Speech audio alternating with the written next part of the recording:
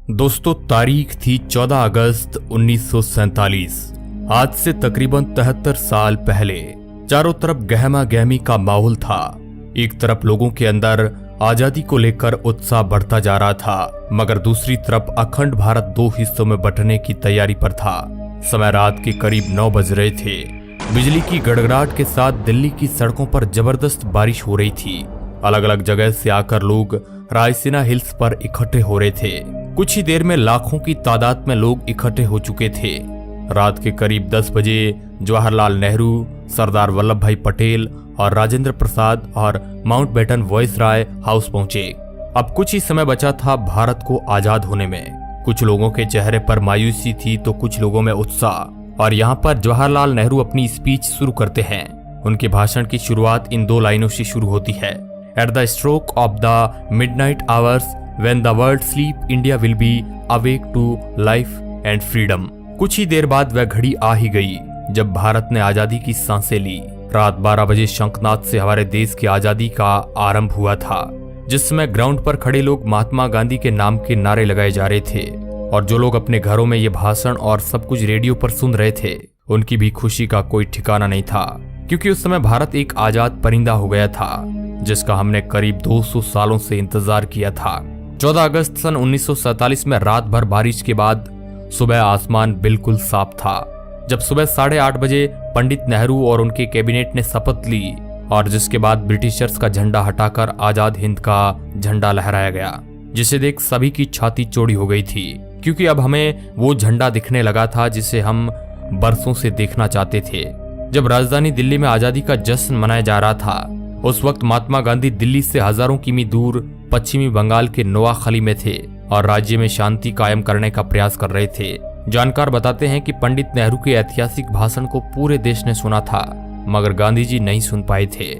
14 अगस्त 1947 की ऐसी रात जब लोग सोए तो गुलाम देश में थे, लेकिन अगली सुबह उनकी आजादी की सुबह थी। लेकिन जितनी खुशी हमें आजाद होने में थी, उतना ही गम अखंड भारत की टूट जाने में था, क्योंकि दोस्तों भारत ने अपना 3,46,737 किलोमीटर का एरिया पाकिस्तान के रूप में खो दिया। करोड़ों की संख्या में लोग भारत से अलग हो गए थे। जो लोग कुछ समय पहले ही भाई की तरह जिंदगी जी रहे थे, वे अब एक दूसरे की जान के दुश्मन बन चुके थे, क्योंकि 14 अगस्त के रात 12 बजे भारत और पाकिस्तान का विभाजन हो गया।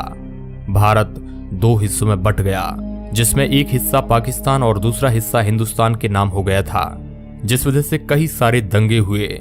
जो लोग खुद को पाकिस्तान में सुरक्षित महसूस समझते थे, वे वहां चले गए, और जो लोग भारत में सुरक्षित महसूस कर रहे थे, वे यहां पर आ गए। कहा जाता है कि करोड़ों लोग पलायन को मजबूर हो गए थे।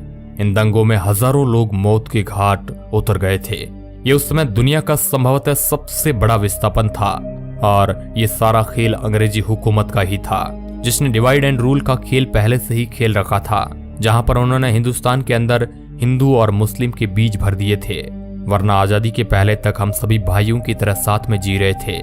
वो तो अंग्रेज ही थे जिन्होंने हमें हमारी जाति के आधार पर हमारा व्यक्तित्व याद दिलाया, जिसके बाद हम आपस में ही लड़ने लगे। और दोस्तों, हिंदुस्तान और पाकिस्तान के विभाजन की सबसे बड़ी वजह ये भी थी कि मोहम्मद अली जिन्ना देश के पहले प्रधानमंत्री बनना चाहते थे, लेकिन पंडित जवाहरलाल नेहरू को प्रधानमंत्री बनाने का वादा महात्मा गांधी पहले ही कर चुके थे, जिस वजह से मोहम्मद अली जिन्ना ने अपना अलग देश मांगा, और इसी वजह से यह सारा फसाद शुरू हुआ, जो 15 अगस्त सन 1947 में खत्म हुआ। दोस्तों, हम आपको बता दें कि भारत को आजाद करने की बात बहुत पहले से ही चल रही थी, और इसी वजह से ब्रिटिशर्स ने माउंटबेटन को भारत का आखिरी वॉइसराय बनाया था, ताकि इसके बाद भारत को आजाद देश घोषित कर दिया जाए। लेकिन भारत के हिंदू और मुसलमान भाई आपस में ही लड़ने में उतारू थे, और यही ब्रिटिशर्स चाहते भी थे, क्योंकि यह लड़ाई की चिंगारी उन्होंने ही लगाई थी, जो आग बनकर अब तक हमारे सीने में जल रही है। लेकिन दोस्तों, इससे भी ज्यादा अफसोस की बात यह है कि ब्रिटिशर्स ने हमारे साथ हर वो जुल्म किए जो हम याद करें तो हमारी आंखों में आंसू आ जाते हैं। लेकिन फिर भी उन्हें बारातियों की तरह विदा किया गया। जहां 1500 ब्रिटिश सैनिकों की पहली टीम 17 अगस्त सन 1947 के दिन अपने देश लौटी, वही आखिरी टीम उसके 1 साल बाद 27 अगस्त 1948 के दिन निकली। और जब ब्रिटिशर्स के आखिरी सैनिक की टोली हमारा देश छोड़कर जा रही थी, तो उन्हें बैंड बाजे के साथ विदा किया गया, और उसी दिन सभी ब्रिटिशर्स का नाम हमारे देश के नक्शे से निकल गया। दोस्तों, ये थी हमारी आजादी की पूरी कहानी। लेकिन क्या आप हमें बता सकते हैं कि जिस भारत का ख्याल करके हमारे देश के स्वतंत्रता सेनानियों ने अपनी जान गंवा दी थी और कई लोग अपनी आखिरी सांस तक हमारे देश की सेवा के लिए लड़ते रहे, क्या वो देश हम बना पाए हैं या नहीं? अपना जवाब हमें कमेंट के माध्यम से आप बता सकते हैं। इस वीडियो रिपोर्ट के अंत तक बने रहने के लिए आपका बहुत बहुत धन्यवाद।